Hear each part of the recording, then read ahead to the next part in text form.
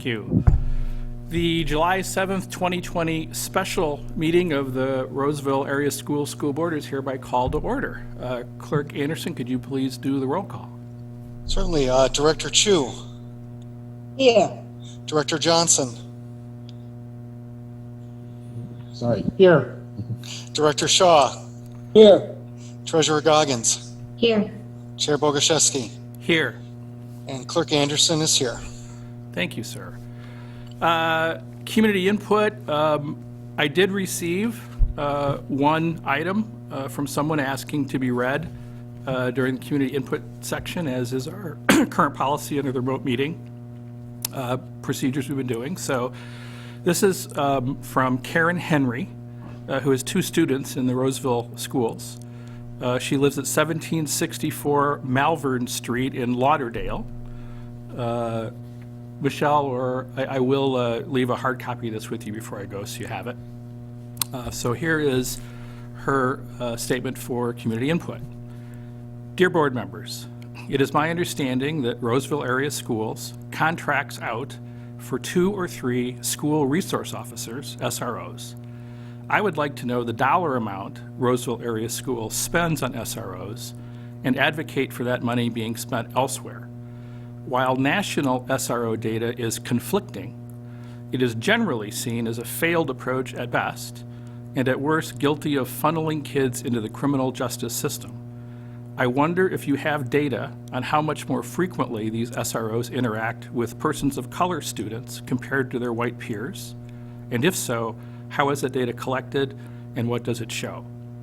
I think we can all guess that students of color, and specifically black males, are sure to be over-interacted with if such referral data exists. The Roseville Police Department is not unique amongst police departments when it comes to racial profiling. Within the public education sector, there appears to be a mounting agreement that the unequal treatment by black people at the hands of police in larger society is mirrored in our school systems. As Roseville Area Schools tries to improve racial equity and realize its equity vision, it must make transparent strides in that direction. Divesting from the Roseville Police Department would be a powerful step towards realizing our mutual goal of providing a quality educational experience for all students. Furthermore, if Roseville Area Schools chooses to keep police officers in our schools, I ask what message you think you are sending to students. Thank you for hearing my voice and for your service to our children and community. So thank you to Karen Henry, and as is our practice, we will get back to you, Karen, if you're watching, within 2 weeks.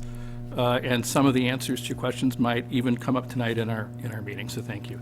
Did anyone else on the board or Superintendent Sicoli have any additional public comment for this evening?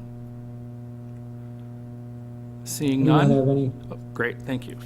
Then we'll move on to our first report, a non-action item, which is a report on the upcoming community conversations regarding the murder of George Floyd and racial injustices, and I believe Dr. Michael Favor is going to lead us through this discussion. Dr. Favor, good evening. Good evening, Board Chair Bogoszewski, board members, Superintendent Sicoli, and guests. Today, this evening, just wanted to begin a discussion around what we are planning to do in response to the murder of George Floyd. Many communities are coming together, and we see Roseville as one of those communities that are coming together and organizing in a way that focuses on not just equity, but anti-racism work. We are partnering with Dr. Raj. Dr. Raj is someone who's currently working in Roseville as a contractor. We contract out with him. He does a lot of work around restorative practices, restorative circles, and some of our social and emotional learning. And not only supports students, but also supports families and our teaching and staff as well. We wanted to approach this work in a restorative way, lead this work in a restorative way, lead these conversations in a restorative way, focus on listening. But ask that Josh go ahead and kind of explain some of the things we have in place. Thank you, Chair Bogoszewski, members of the board. It's been a pleasure working with Dr. Favor on this very important topic. And I'll start by just begging your forgiveness that if I'm bouncing a little bit and I notice that the lighting is poor, that's because I'm speaking from a car, but I'm not driving, so I assure you that I'm being safe. We have been partnering with the Minnesota Humanities Center and also with the city of Roseville to put together a series of 3 community conversations. As Dr. Favor alluded to, there's been a great deal of conversation in the community, and of course we're all aware of just the amount of grief and trauma and sadness surrounding the killing of George Floyd.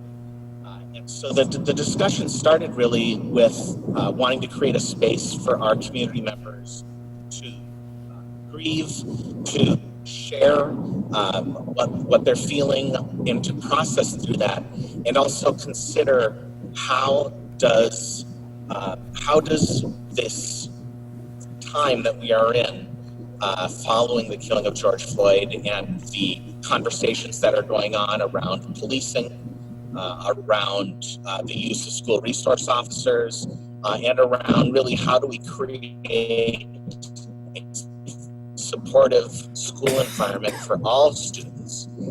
We wanted to create a series of conversations in space for that. So we're going to do it across 3 different evenings in 15-minute sessions. The first will really focus on listening and hearing from people. Dr. Raj, who is an expert at facilitating difficult conversations, he is going to be opening and leading us then into 3 smaller discussions where we will have people sharing their thoughts, some of their concerns, and we will actually use that conversation to guide the topics that we will talk about in the second session on July 22nd. In that session for July 22nd, we will bring in some speakers who will address specific topics that come up in that first session. And then we will have a third session on the 29th in which we will really turn both the listening and learning that we've done into action. So the goal, the hope is that we will have some concrete suggestions and thoughts from the community that we will use to inform directly actions that we take within our schools. So that's the general overview. I'd be happy to answer any question. And of course, I should share with you, we already have about 93 people registered for the first evening. I think that's quite excellent given that it's only been out there advertised for less than a week and it's been over a holiday. So we're looking forward to additional people registering and to this being a successful event.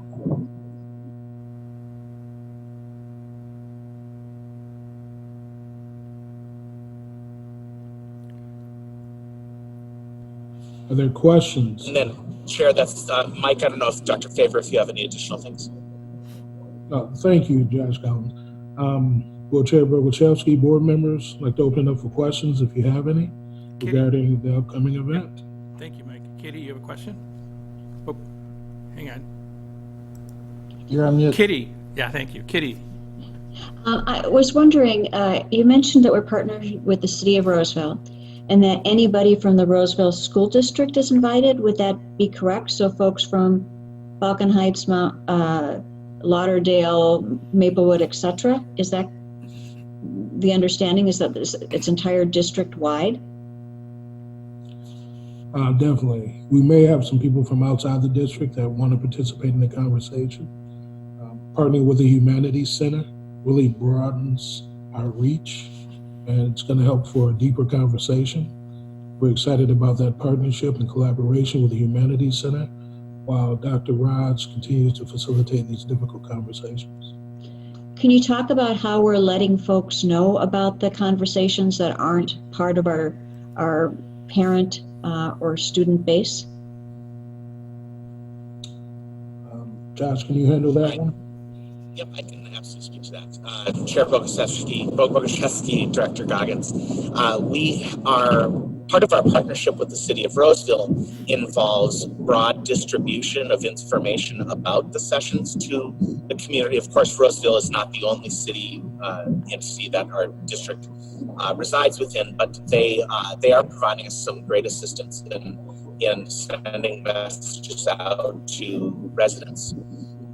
So that is one path. We're also using social media and our newsletters and messages that channels that we typically use to our parents. We'll also be sending out, we have an email distribution that goes much more broadly than just to our families, and that's our community newsletter, and it will be going out in that as well.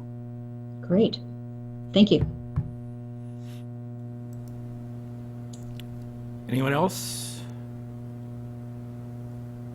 I don't see any hands up, either literal or electronic. Oh, no, I guess, so we're good.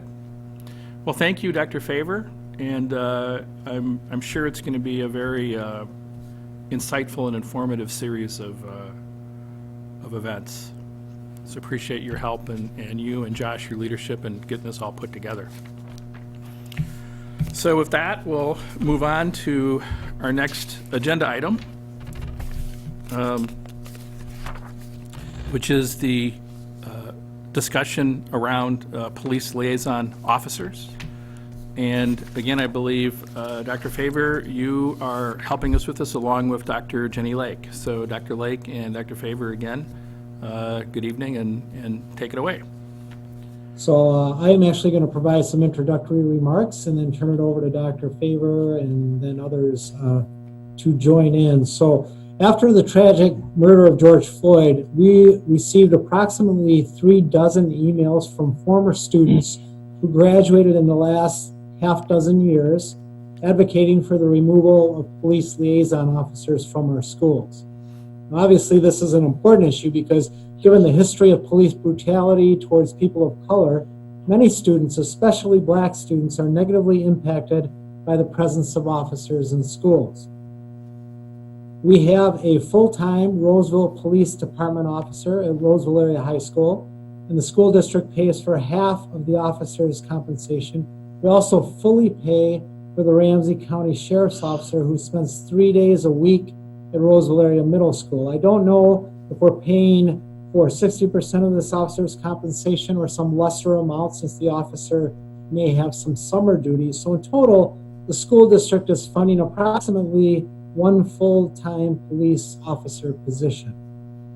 Now, we take seriously the impact of the officer's presence on students. So we have surveyed some African-American students at Roz and Rams, and Dr. Favor will reference this in his remarks as we continue to seek further input from Black students in our schools. It's also prudent to consider our community and what happens in our schools with resource officers. So we've had discussions with our administrators at Roz and Rams, some of whom we will hear from tonight. Of course, as we just discussed in the prior agenda item, we have community conversations scheduled for July 15th, July 22nd, and July 29th. I fully expect that the presence of police officers in schools will be discussed in these meetings.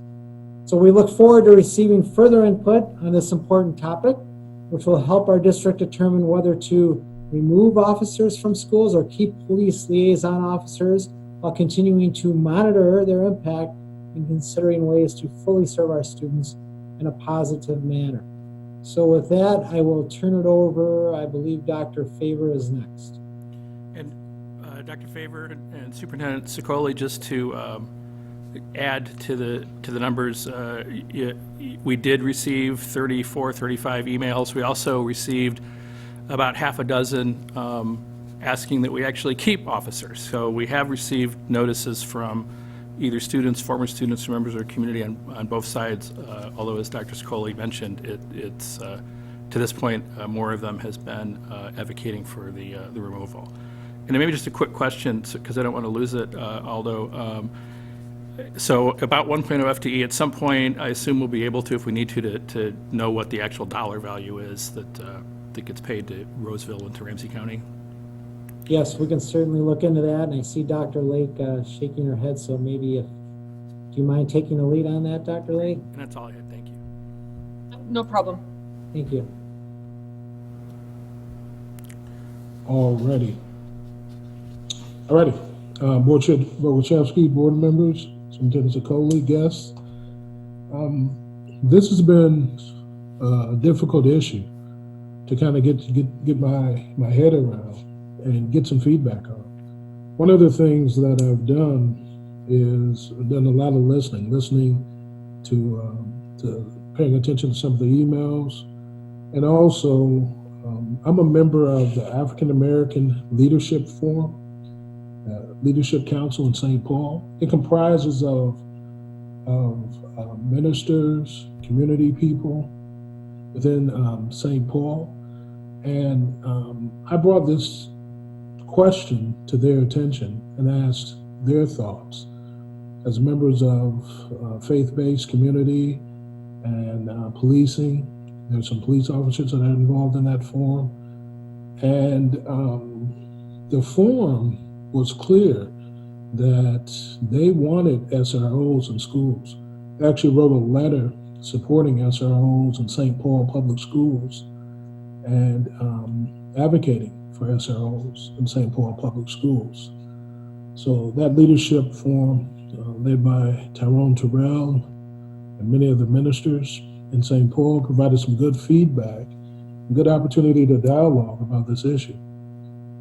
Above and beyond that, we surveyed.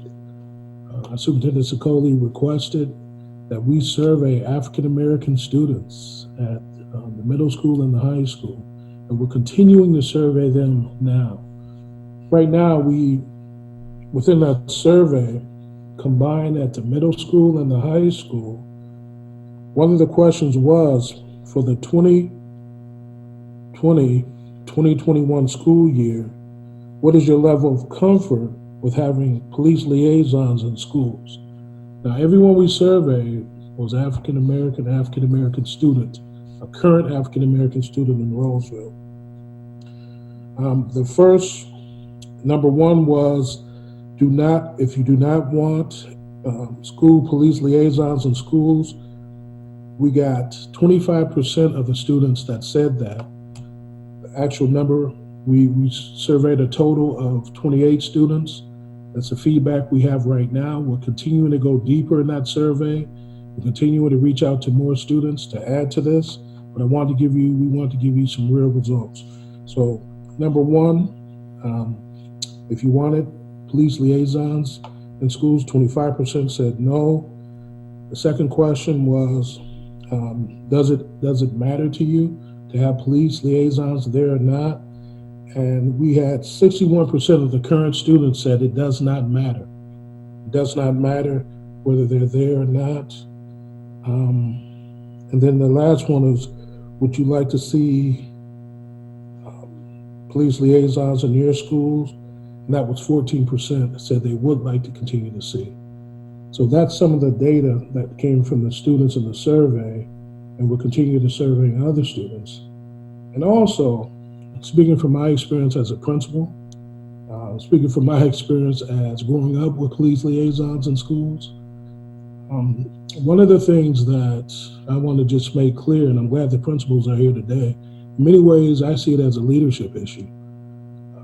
As someone who supervised principals, someone who was a principal, being clear with police liaisons, being clear with what you expect from police liaisons, as to how they function in your school, in the schools, and the way they do their job is important.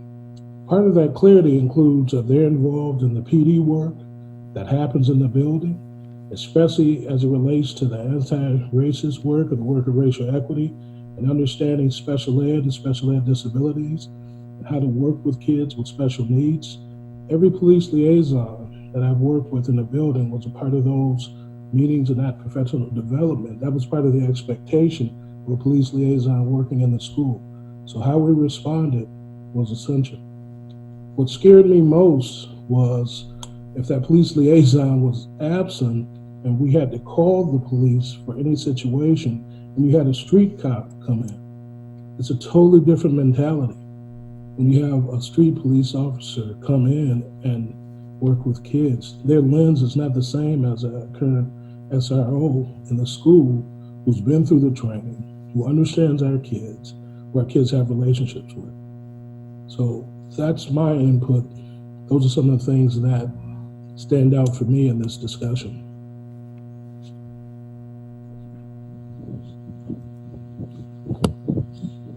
So is this an open opportunity for us to chime in, or what is the process? I'd like to hand it off. Is it? I'd like to hand it off to the principals, because I'd like to hear from the principals exactly what's been your experiences. Share with the board. Tyron, you want to go first? Want me to go first? I'll jump out there. Thank you all for inviting us to this opportunity to have a voice. And I don't want to take away Hester's thunder, but she references the term boots on the ground. And as a building principal, that's what we are. We have our boots on the ground, and we are in the trenches on a day-to-day basis. And we take education very, very seriously, as we all do, but I like to think I take it a little bit more seriously than everybody else. Education for me is really about saving lives. And when I think about that concept or that term, saving lives, you know, I want to save lives in the form of, you know, providing academic material and instruction so that students are learning. I want to save a life by providing an atmosphere and a climate in a school building that's conducive to a student to be successful, being able to focus on school and fully participate.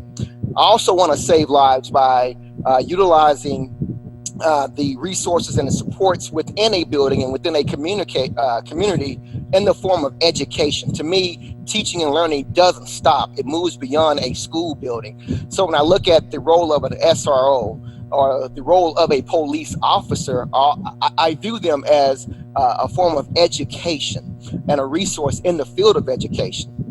I think about the reactions that some school districts have taken, and to me, they have made a knee-jerk reaction or response to removing their SROs from the schools. I don't see how that moves us forward as a community. I don't see how that moves us forward in the form of education. If anything, we need to lean in more during a time such as this, as opposed to isolating and separating ourselves. We need each other more now than ever. When I think about the social unrest in communities and what's taking place on a local, national, global level, you know, those situations are very real and they have a huge impact on people. I want us to be careful not to, to make those same missteps, in my opinion, that St. Paul and Minneapolis have made in the decision to remove SROs. SROs, to me, bring more value than they bring in the form of devalue or mistrust. Are they perfect? Absolutely not. But I'm not perfect as a principal, and I don't believe anyone on this Zoom session is perfect in their role. We strive for perfection, but we're not perfect. When I think about a situation, any situation that I'm dealing with as a building principal, the old saying, better safe than sorry. I never want to be sorry looking back to this day on July 7th, 2020, to say we made the wrong decision at the expense of the life of a student or a family member or even a staff member. This is an opportunity for Roseville, in my opinion, to rise up, be set apart, and in some instances stand alone on the side of, in my opinion, what is right. And what is right is supporting the school resource officers and the police departments. Now, I say that as a Black male who has had negative experiences with police officers, but I don't let my negative experiences dictate my view and my understanding of police officers and the function that they carry. That said, I also understand the role of a police officer. And when we had our initial conversation with Dr. Lake and Dr. Favor, I made the statement that once I make that phone call as a building principal to involve law authorities, I understand what decision I'm making, and I understand that I am giving up some authority because they are trained and they're coming in to do a certain thing. And I recognize that. And so by me recognizing that, I'm intentional about when I do have to make that call and when I don't have to make that call. And then in other times, how can I leverage my SRO to be an educator in the sight of my students, in the sight of my staff, in the sight of my families? They are a member of our school community. When I think about, I was watching CNN last night, and there was a gentleman on there from Shreveport, Louisiana, and he said that he went through a training course, and through the training course, the trainers made it very clear to him that a lot of times when officers are responding, they are responding to a need or a situation, and we got to understand that and be clear on that piece. And so when people are doing their jobs, you know, I want them to have the flexibility to do their jobs. At the same time, I want to have a level of rapport and respect with individuals who are doing their jobs. And I'm getting a call from Silent Night Security. That means there's something going on at the school building. I'll deal with that in a second. I want to have a relationship where they know who I am and I know who they are. And I think in a situation like this, in a time like this, we need to lean in more and work together than, you know, being separated. Over the 4th of July weekend, I had an opportunity to bring my family together, or my wife's family together, and we did a family kickball game. Down the street in my neighborhood. I don't live in the best neighborhood. There's a lot of negative activity that takes place. And we were out there at 8:30 a.m. and we stayed to about 11 a.m. But at about 9:15 a.m., a squad car pulled up, and then another squad car pulled up. And so we began to look at each other like, okay, are we like violating some type of rules in St. Paul? Because we shouldn't be out in a public park together as a family. And the 3 officers approached us, asked us what's going on, and spent about an hour with us playing kickball and just fellowshipping with the family. And I took pictures and I'm like, yeah, I'm going to put this on social media because I want to have offer a different perspective to my community and how they view police officers. And I take that same position and stance as the principal of Rams. And if Becky or Joe have anything to add, this is an opportunity to do so. I'm going to mute myself and call the Silent Night Security back. Better hurry up. You may have to put your jacket on and go out. Before Joe and Becky chime in, I would like to echo. Tyrone took a lot of my speaking points as far as our partnership and relationships that we ask our officers. Mike alluded to the fact the role of a SRO is about leadership and our expectations and what we want and need from our officers. To know that our school resource officer goes through a school resource officer school. That is part of the partnership that we have with the Roseville PD. To know and understand that they're being trained not to police the streets of Roseville, but to be a partner and educator within the context of a school setting. With my staff and with our kids, we talk about that. Our current SRO, even our former one that just left, they build relationships. That's their job. That's their number one job, is to build relationships with our students. Tyrone alluded to the fact that we have an opportunity to step forward and not follow. This is our opportunity to say, let's be the solution to this and not have a knee-jerk reaction to this. We get society's ills and what's going on and the racial profiling. Black people know that. Like, if you look at the number of people on this video stream, we understand that. We don't need to be told that day in and day out about what our lives are like, because we live our lives each and every day. But what people have to understand is that when we're in a context of a school, that officer is not there to police. That officer is there to build relationships. That officer helps us in any decision making that happens. We have an emergency response team. They are a part of that team. They will go to classrooms. They will speak with students. They do more than what the perception is that they are profiling students. For us, in the 3 years that I've been there, going to my 4th year, I think we have been very fortunate.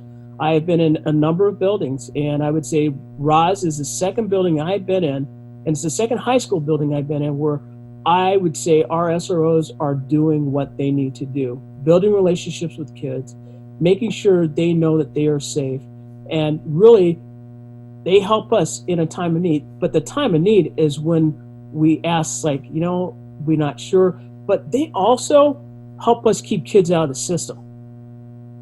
That's the big thing. What people don't understand, when we call, Tyrone talked about this, when we call, we have relinquished that relationship. We have relinquished what happens to that student when then a street patrol officer comes in. They don't know us. They don't know our kids. They don't know our protocols. They do not know what we need and what our kids need. And that's very, very important for us. As a building principal, it is so essential to know that I'm walking alongside of, or I'm doing hall duty with someone that a student comes to talk to them. They come talk to me, they talk to us. That is a big deal for us. And to know that teachers use them as a resource to have a conversation, be it a government class or a social studies class, to be a part of a solution and a process and to explain things to kids.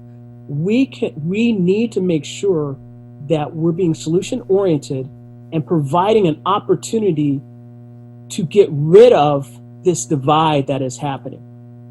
We have to say we don't want the divide. We want to work in conjunction with Roseville Police Department to help our students know and understand that they are a part of this process. They're not here to police. They are here to help educate and help us in the jobs that we do.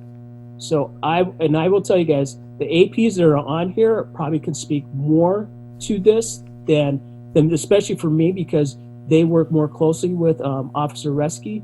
But I know that the work that she's doing and how she's doing it at Roz has helped us in a tremendous way.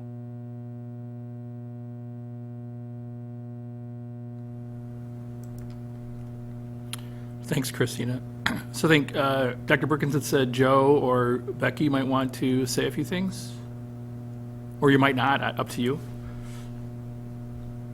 I'll just add really quickly, just to make sure that everyone's on the same page. We don't, at the middle school, we aren't charging any students. We have one student this year that we ended up going to diversion based on the request of her mom. And that was a white female. And so it, just like Dr. Perkins said and Ms. Hester said, we are really using her as a liaison to families, and most times working through child protection, sometimes working through custody cases with families, sometimes working with families who have something that's outside of the jurisdiction of the school. So maybe two students or families are feeling harassed or bullied outside of school on a Saturday, and it doesn't quite impact the learning environment yet. So we're trying to help both families, but it's not necessarily within our power or control. And so we use that person as a liaison just to have conversations with families. And then last but not least, we use her mostly for education. So for example, our Setting 3 program, she spends one morning in there once a week, just working with those students, having a relationship with those students, answering questions. It's a social skills class, and so she partners with the teacher. And then we also use her in terms of, let's say we have a student who maybe made a decision that long-term could have an impact for them legally if they continued to make this decision, or if they made it at the high school level, or they made it in the community. And so as part of their re-entry to the school, sometimes we'll have the school resource officer present at the re-entry meeting, and then have a follow-up that day to talk to the student about what could happen and what are the legal ramifications in the future if this happens. So we really see middle school as a time for students who, I always say, have little kid brains and are making big kid decisions. And so it's just our job to educate them of what big kid decisions could happen in the future. Becky, not everyone knows what Setting 3 means. Oh, thank you. So just referencing students who have a higher need in special education. So 60% of their day is spent in special education.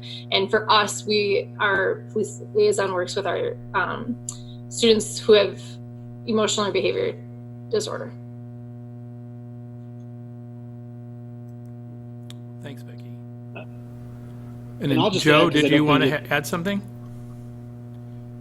Please, go ahead. I don't think if it's been brought up yet, But one of the main things our SRO does is work on our ERT team, our emergency response team, when we work to potentially have other type of issues in our school. So that's one of the big roles they play. They're going to be the liaison that if we do need a larger police force present, or if there's a fire in the building or evacuation, they're going to be the lead communicating with any other emergency responders coming to our building. So that's one of the larger functions that they do in our building, on top of being visible in the hallways, communicating with students. One thing, I'm the supervisor of the SRO, and my first comment to that person, whoever that person is you might be the first police officer that students have ever interacted with, and your job is to make that a positive interaction. And they're going to have questions, and you're there to answer questions, because above all else, we're in education, and that's what I think our resource officer is about with our students, is education. Kids have questions, and this is the best time that I think I don't know if it's the best time, but it's an opportune time for students to have those positive interactions with law enforcement. So. Thank you. Dr. Lake, Dr. Favor, who next? Are there others that you had hoped would address this with us tonight? Well, I have several resources to share, but do any of the high school associate principals have any feedback before I begin? Hi, I do, school board. My name's Nada Grusing-Neitzel. It's my beginning of my third year at Roz. And a couple of positions before this one, I worked at a school as an assistant principal in which I did not have a SRO. And so I wanted to just share that perspective briefly with you, because I believe that the role of the SRO, especially the one that we have at Roz, is a very proactive role. She's there to build relationships, like that has been said. She's there to educate, which has been said, but she's also there to make a proactive impact on our school community. Our school, as you know, is very large, and it is a big space. And what I experienced when we didn't have an SRO at the school I served previously is that when that street police officer or detective came into the building for whatever need that we might have had, whether it was a CPS need, or there was an active shooter, or there was whatever happening in our school, it was very scary for our school population. And so I think that's one part that we have to consider here, is just by having an SRO in our building, it makes it common and it feels different to kids. So those two experiences are very different for me, and I am in full support of the SRO that we have and the way that we work with her, and how she educates our kids is really important. I know that it isn't true in every school the way that ours works, and I wish that I could show a little video that could explain to everyone the value that we don't talk about very much, because I think she's one of those people that doesn't get many accolades and much good press, right? And I know that there are real things going on in our community, but I don't want us to lose the idea that she does bring more value than we may realize. And I think most importantly, what I would share with you is just that I trust her. I trust her with our most vulnerable kids who have significant cognitive disabilities. I trust her with our kids who don't speak English as a first language. I trust her with our staff. I trust her in our building. And I can't say that of all police officers, but I can say that about our SRO. Thank you. Thank you for sharing that. Would anyone else like to share?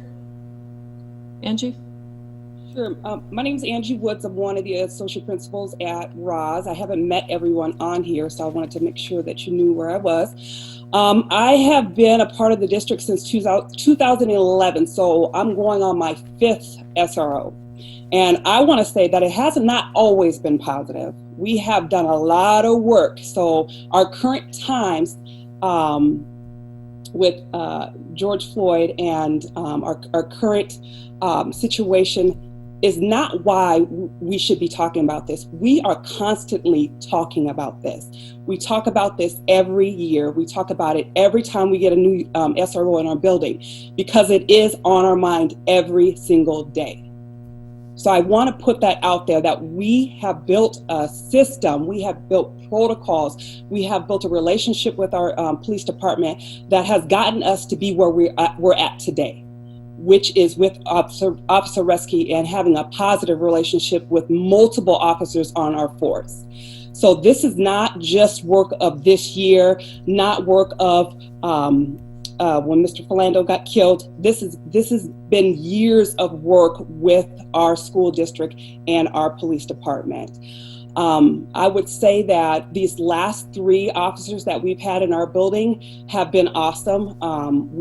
We've been able to build relationships where, it didn't start off the best, but we ended really well. And that's because we, as leaders in the building, really had the voice of our students, really had the voice of our staff, and said that we're a community and this is not like you're policing on the streets.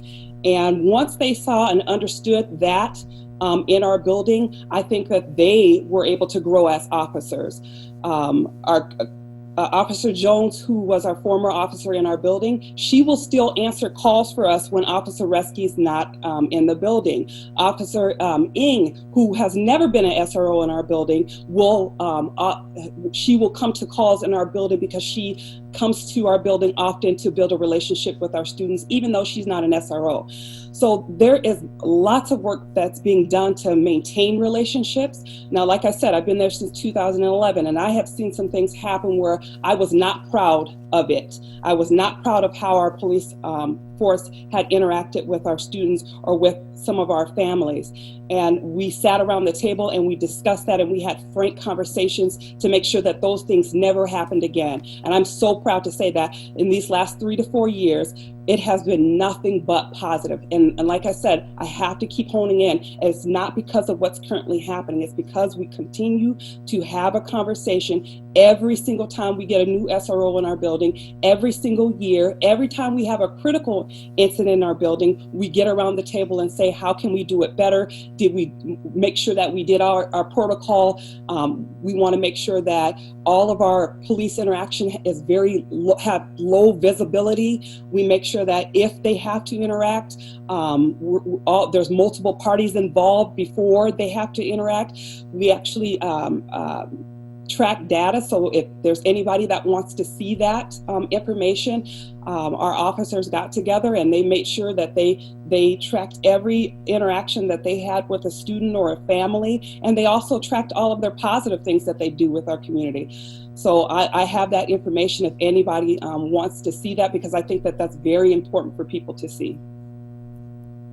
Thank you. Thank you, Angie. Anyone else like to provide input? Like I said, I appreciate all the building administrators being a part of this meeting and your passionate advocacy and partnership. I have a couple resources I'd like to share with the board. The chair offered up some questions, and Deputy Chief Scheider responded with some nice information. One around training. As has been stated, there is SRO training that our officers go through. They also train on an annual basis for all officers, including de-escalation training, implicit bias, diversity, conflict management, and mental health training. All of our officers have also attended 40 hours of crisis intervention training. Deputy Chief Scheider also said that Officer Reski has completed forensic interview training, advanced SRO training, threat assessment, SRO active shooter, sexual assault, and Minnesota Chiefs Leadership Academy training. Finally, in terms of selection, per the chair's question, Deputy Chief Scheider writes, ensuring the right fit is crucial to the success of the SRO position and the relationship we have with the school, students, and community. For example, Officer Reski was an explorer advisor, a crisis negotiator, a field officer trainer, and she was known for her strong communication and relationship building skills. The final resource I'll offer tonight, in 2017, I served on the Ramsey County Community Task Force on Safe Schools, under the direction of Attorney John Choi. And there were 5 broad recommendations from that committee, of which I can share this in writing as well. They were to A, build healthy relationships with youth. B, enhance positive, proactive approaches to prevent and respond to conflict and challenging behavior in schools. C, share data and improve data systems within and across our schools. Increase parent-guardian support, education, and relationships, and improve training, hiring, and the development and learning of adults working and living with our youth. Specifically, the task force on more than one occasion discussed the role of SROs in schools. And I think it's important to share that based on the task force recommendations, Roseville area schools had already been implementing these changes and certainly have now in 2020. They had 3 general recommendations in regards to SROs. First, the ongoing and rigorous training, including cross-training with school staff on issues like de-escalation, trauma-informed response, bias-free policing, adolescent and child development, and more. And again, that is occurring. 2, clarifying the roles and expectations outlined in collaborative agreements that exclude officers from participating in issues of routine discipline and focus their response to instances that pose serious threats and limit the use of citations and arrests at a last resort. And that clearly is happening in Roseville area schools. Finally, as Angie stated, are monitored and evaluated through an ongoing data collection and assessment.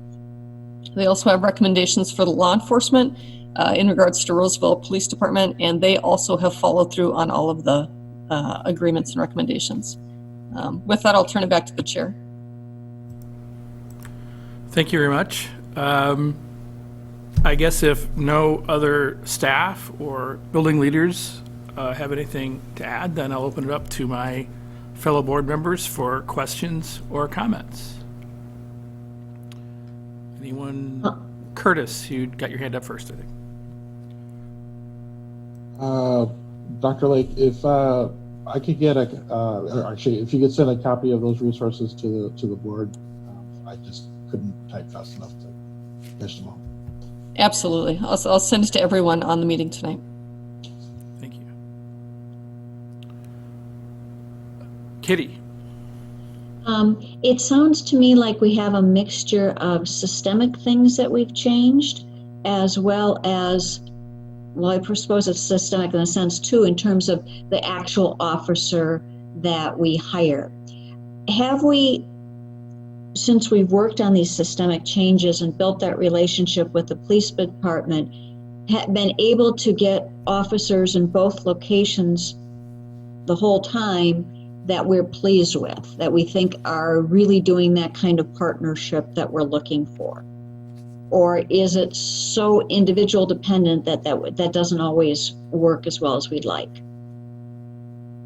I think one of the things, if I can answer that, Jenny, one of the things that has happened, Karen Schaub is involved in this process, and when we did this process for Officer Reski, they actually have to apply and go through an interview process, and we're a part of that process. One of the future things that we've talked about is having students be a part of that process, like we do when we have our candidates for teachers or APs and even principals, and having them be a part of that interview team. I think that as we have grown, we have gotten better with that process. And I think the relationship that we have with RPD and with, I keep getting their titles mixed up, but the lieutenant that I usually communicate with, he has been always very good, because that's their direct report, and just sitting down and having those conversations. I remember when I first got here, that's something that myself and Dr. Lake and the lieutenant did, is we talked about those expectations, what we want, what we're looking for. And so whenever they are on a 3-year rotation, they are allowed to apply for a 3rd year or for another 3 years, but they try to rotate them through.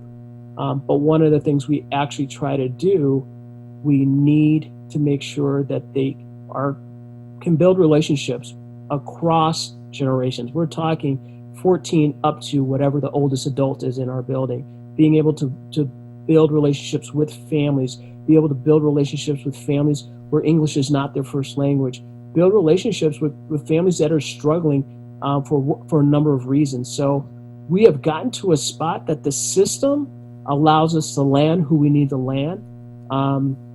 which to me is a positive thing. So when Officer Reski is up, it's going to be that same system again. Who's going to be on this committee? Who's going to represent the school? What students will we include in this process? Because student voice is an important part, and we've recognized that, but I think we need to recognize it more as we continue on and as we bring SROs. Going back to my previous statement, this is about being solution-oriented and being proactive and learning how to work with the police department, not exclude them from the life of educating our kids. Thanks, Christina. Thank you.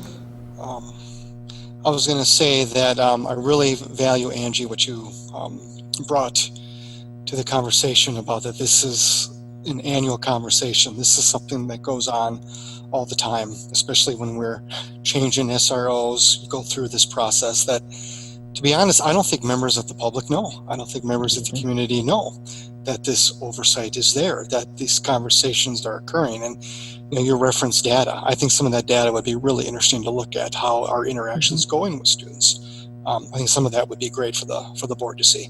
So I value that you brought that up. Yep, I agree. Thank you, Todd. Any other comments, questions from my fellow board members?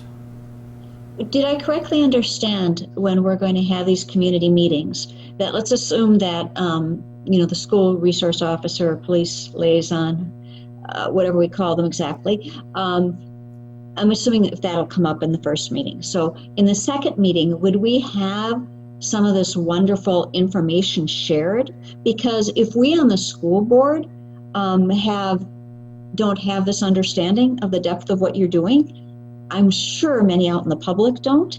I know as I've talked to parents, they haven't. And will that be shared? And could we maybe summarize some of those great, somehow provide some information to really allow people to understand what we do before we get too many opinions? I mean, I know that's a little dangerous because we have to balance. We're not trying to tell them what to say, but we also want to make sure that their input is based on what really happens in our system. One of the things I would say to that is, just as the administrators you see here from the two schools feel passionately and wanted to be a part of this discussion tonight, they also want to be involved with the community conversations. Great. So, because they know this is an important issue and we don't take lightly any negative impacts that the mere presence of officers would have on students. So we do need to hear their voices. We need to hear all the different ramifications. So how that will play out exactly, we'll have to process. I mean, part of this, it seems to me that part of this series of community conversations is an organic process. So I do think it's going to play out like you said, Director Goggins, where it'll come up in the first meeting and then, where does it go from there? But I think I can say confidently that we'll have good building administrator representation at those meetings because they care deeply about this subject. Great, thank you. I also think join in. Yeah, I also think it'll be important. I hope we can ensure that those conversations stay focused and centered on the district and what our reality is. I know it's going to be open to the community, and others from other areas or even outside the district are going to be, free and welcome to participate and share their views.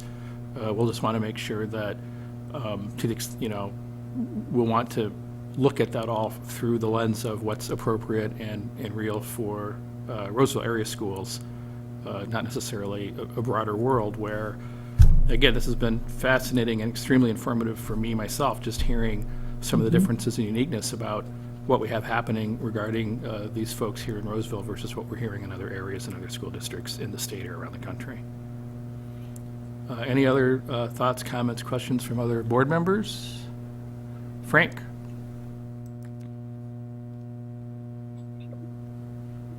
Okay, from what I've heard here, this seems pretty much open and shut. There's a real deep, and it's not only is it deep, but it has great amount of reason to it.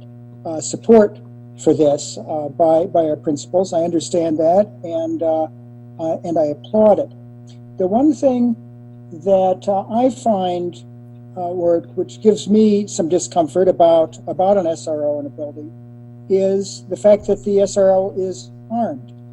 And to what extent, I mean, almost everything that you have said about what an SRO does and what is positive about an SRO does not involve lethal force. And so I'm wondering to what extent that might make students uncomfortable, and to what extent you feel it's important that that there is a show of arms.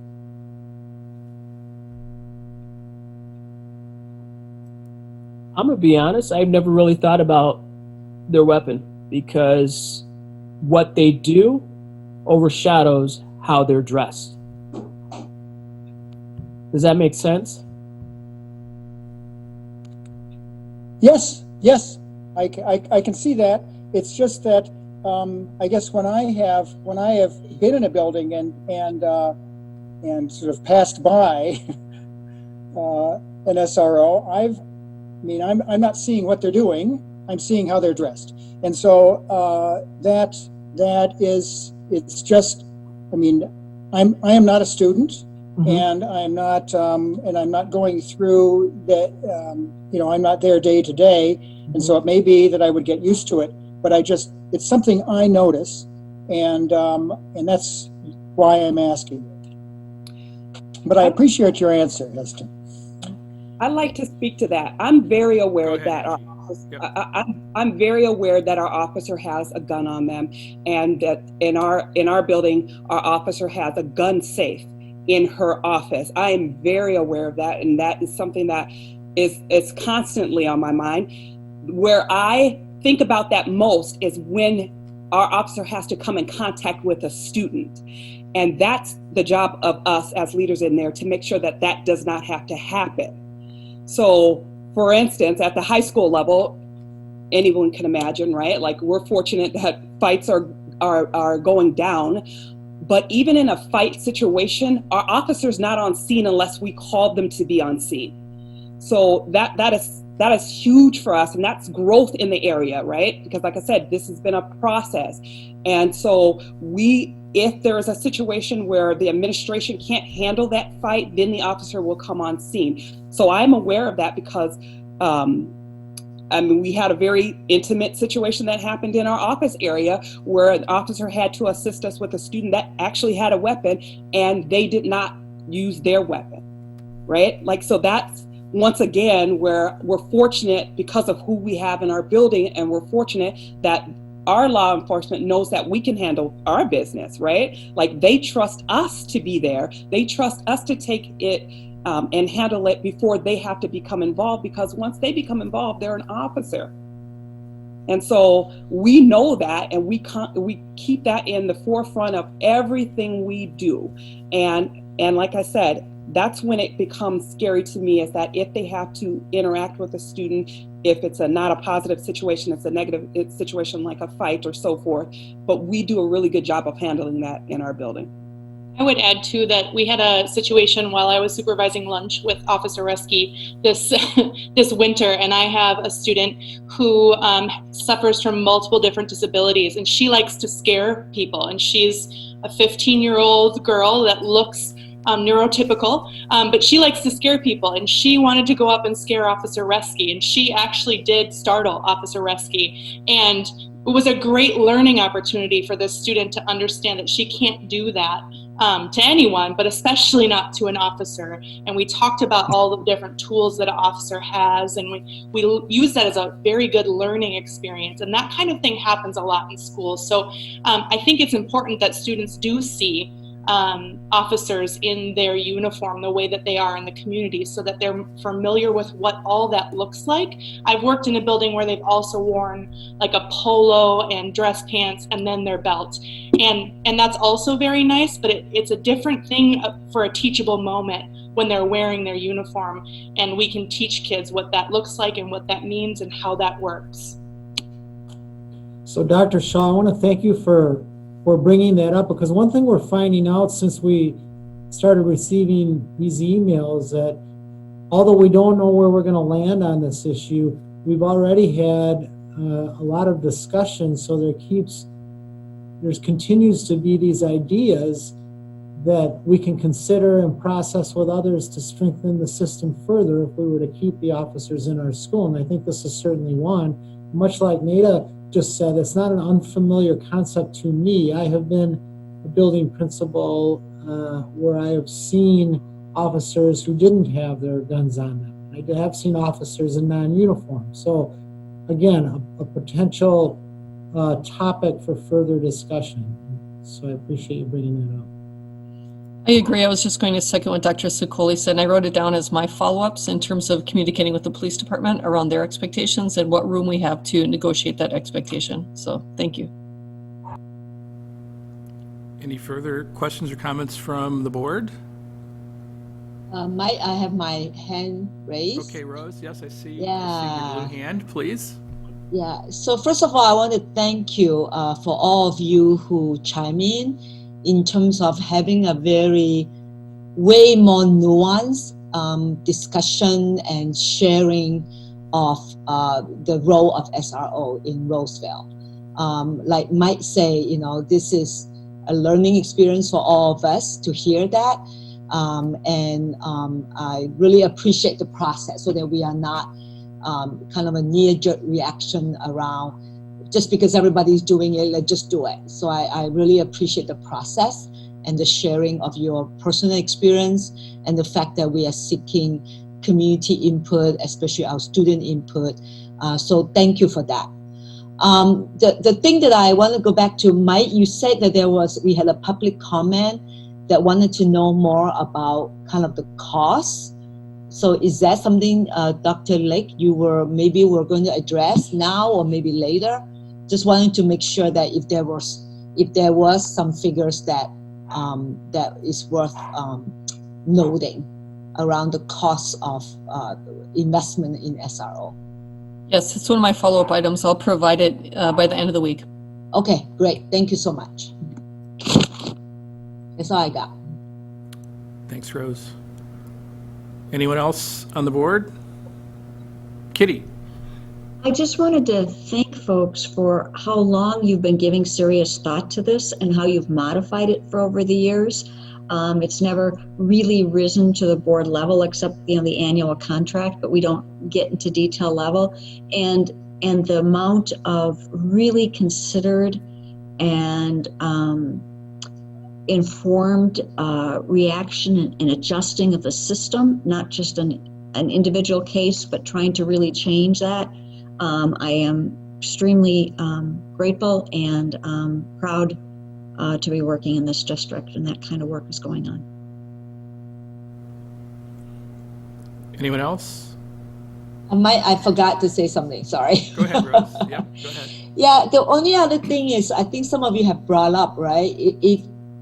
If this discussion is deep and most of our public, our stakeholders, are probably unaware of some of the details, right? Some of the annual conversations that are happening, the data collection that's happening, how exemplary some of the SRO office, you know, their behavior and the way they build relationships are.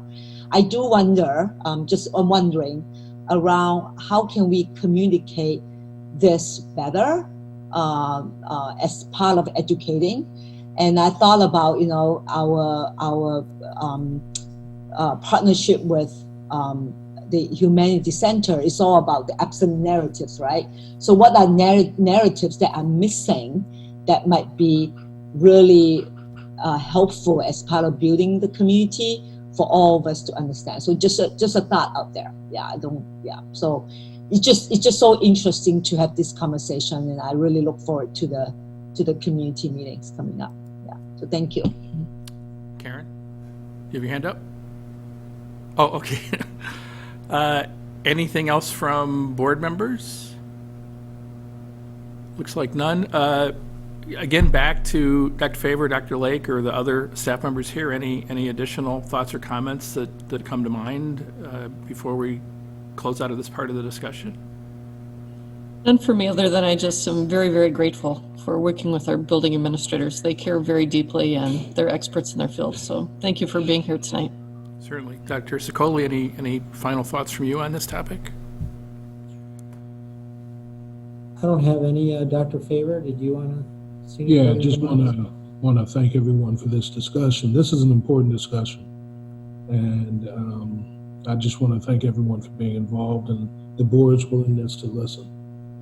Special thanks to the administrators, but also again to the board's willingness to listen to this discussion. Karen? I do have one last comment, and that is that I'm even more thankful that we have Tyrone Brooks here tonight, knowing that he's already passed his due date for having served this Roseville community. And I would go public with saying how much I have appreciated his work here and thankful that he was here tonight. It is Here. It is my pleasure, Karen et al. Roseville is still my district. I still have a son in the district. Any way I can support it, I most definitely will. Thank you. Thank you. Thank you. Thank you so much. So yeah, I'll just echo very briefly what Kitty and Rose and others have said. Just thank you so much to Dr. Lake, Dr. Favor, all the staff who are here tonight. Again, another long day for you all, but again, it's just reflective of the commitment and passion and dedication you have for all this, and in the search for what's true and real and best for our kids and our families and our communities, and our colleagues, your colleagues on the staff and your colleagues who teach and are in the schools and in the rooms with these kids every day. So appreciate your time and your effort and energy. Dr. Sicoli. So based on what Karen Phila just said, it occurred to me that we did discuss this just prior to the meeting, but some of the public might not be aware to what she's referencing. So Dr. Brookins will be an assistant superintendent in the South Washington County School District. We're going to miss him greatly. He's provided tremendous leadership at Roseville Area Middle School. So we're sad for us, but very happy for him and know that he will do a great job here. We do thank him for his ongoing engagement in this issue. Because I think you are still employed here for a little while longer, right? Yes, I am. Yes, I am. Thank you, sir. Thank you very much. So then I think the next step on this topic is really we'll just, allow the process to continue through the community forums that are set up and see, Dr. Sicoli, if you and your administration have any thoughts, recommendations for us down the road as a board, and we'll see where those discussions take us and where they lead. Thanks everyone for your help tonight. With that, we'll move on to our final item this evening, an action item, which is a resolution on the murder of George Floyd and in support of Black Lives Matter. And once again, Dr. Michael Favor, I think, will lead us through the discussion, and then as a resolution, Todd, I believe you'll be probably moving this and reading the wording of the resolution as we move into the action item. So with that, Dr. Favor, please, thank you. Thank you, Board Chair Boruszewski, school board members, superintendent, and guests. I'm seeking that we adopt a resolution that condemns all form of systemic racism while affirming that Black Lives Matter. As you know, there's been some unrest in many of our communities across this country, and the work continues. We have to continue to lean into the work. This is going to be difficult work, but I really believe that it's the necessary work, and we as a system, how we address and support the work of Black Lives Matters and condemning all forms of systemic racism. I'm asking that you adopt the resolution that has been presented. Thank you. Thank you, Dr. Favor. I would like to move the following resolution, and I urge its adoption. And I would like to read the resolution in its entirety. Resolution affirming that Black Lives Matter and condemning all forms of systemic racism. Whereas on May 25th, 2020, George Floyd was murdered in police custody after a police officer knelt on Mr. Floyd's neck while Mr. Floyd was handcuffed and lying face down. And whereas Roseville Area Schools denounces the tragic loss of Black lives, including Mr. Floyd, Philando Castile, Jamar Clark, and so many others. And whereas throughout our nation's history, institutional and structural racism and injustice have led to deepening racial disparities across all sectors of society and have lasting impacts collectively for our communities, cities, and nation. And whereas Black community members continue to experience microaggressions, racial profiling, hate incidents, and racial bias in all systems and institutions that they encounter, including our school district. And whereas discrimination, bias, and racist incidents against Black students harm them mentally, physically, and academically. And whereas the board distinguishes that while its mission supports all students, it cannot ignore the systemic racism Black students face and is committed to fostering an environment where Black students' voices and experiences are valued. And whereas stating that Black Lives Matter does not negate our commitment to all members of our community, but rather elevates the importance of the lives of Black people and affirms that their lives specifically matter. And whereas we as Roseville Area Schools condemns racism in any form, and we are committed to examining our own practices, procedures, and policies where we identify and perpetuate structural racism that is embedded in the educational system. Therefore, be it resolved that the School Board of Independent School District number 623, Roseville Area Schools, affirms that Black Lives Matter, is committed to ensuring that all online and physical spaces are welcoming and safe places for Black students, staff, and their families, and upholds the district equity vision to provide an equitable and respectful educational experience for every student, family, and staff member. Second the resolution. And thank you for the second, Member Goggins. Comments, discussions, further thoughts from my fellow board members before we call for the vote? Curtis.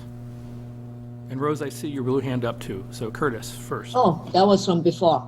Oh, thank you. Curtis. I'd just like to take the opportunity to thank Dr. Faber and everybody who worked on putting this resolution together and bringing us all together so that we can vote on it. That's all. Thank you. Any other board thoughts? That was what I was going to say. Just thank you. Very touching. And we got work to do, and we are in this together. So thank you for putting that together. Yeah. Yep. With that, I think we're ready. Todd, please take the vote. Certainly. Clerk Anderson votes aye. Chair Boguszewski? Aye. Treasurer Goggins? Aye. Director Johnson? Aye. Director Chu? Aye. Director Shaw? Aye. Passes unanimously. Congratulations, and again, thank you all for your work on this, and a very right thing to do at the right time. Yes. Yes. Yes. With that, having concluded the agenda items that were on the docket for our special meeting this evening, we are adjourned.